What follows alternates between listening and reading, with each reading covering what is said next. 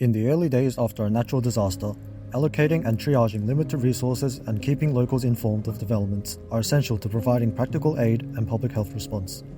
Solutions that aid decision-making at the individual, community, organizational, and national levels will help save costs, lives, livelihoods, and the local economy. Malo elele. We are Team E1 in the 2022 Humanitarian Innovation Hackathon. The issue we are tackling is the effect of volcanic ash on the health and well-being of residents and humanitarian workers in Tonga. In January this year, the Hunga Tonga Hunga Ha'apai volcano erupted, spewing tons of dangerous volcanic ash and gas into the air. In the hours and days following the eruption, volcanic ash fell on the Tongan Islands to a depth of up to 2 centimeters.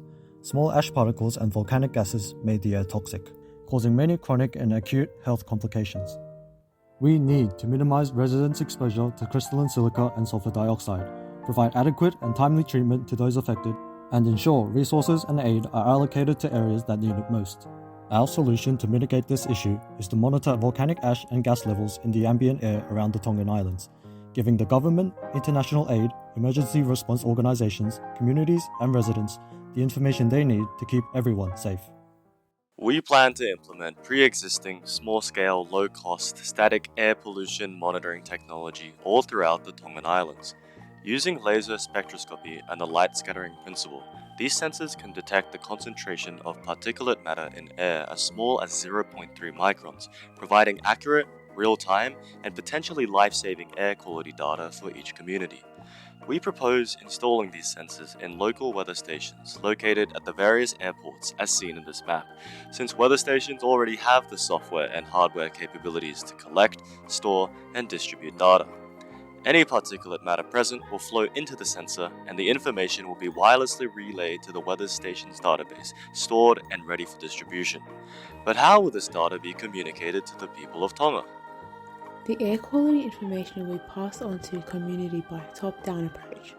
The Ministry of Health will inform the community of the air quality in the next press conference addressing the nation.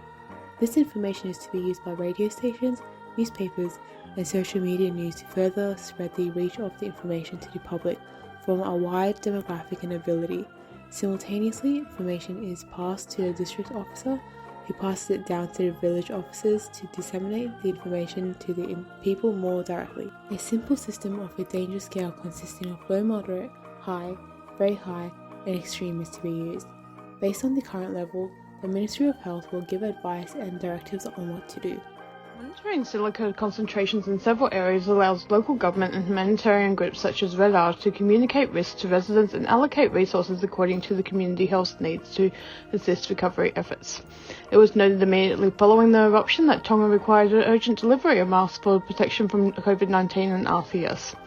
Given the implications and restrictions of foreign aid due to ash and debris from the subsequent tsunami, masks, medical staff, respirators and medicine need to be allocated to the areas where RCS is most likely to cause health complications. The facilitation and collation of air quality data will greatly assist in triaging areas most at risk and in educating the general public through a series of directives as to the appropriate next steps. In this year's disaster, communication was initially through the town offices, and then in March, due to COVID-19 related delays, there was a targeted approach where specific NGOs will visit the affected communities in person to assess further. These NGOs worked closely with government to ensure they passed on critical messages and essential services, with the vulnerable, such as the elderly, made priority in reaching them.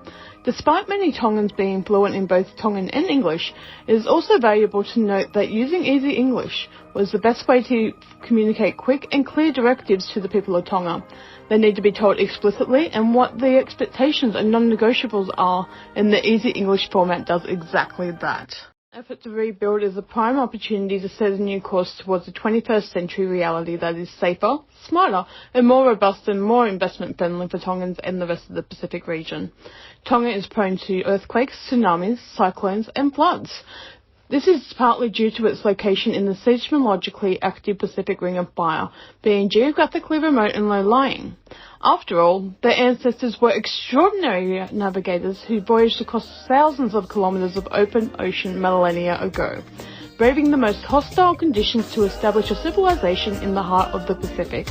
Those ancestors seeded a culture of faith, communal values, and a pragmatic approach to the crisis.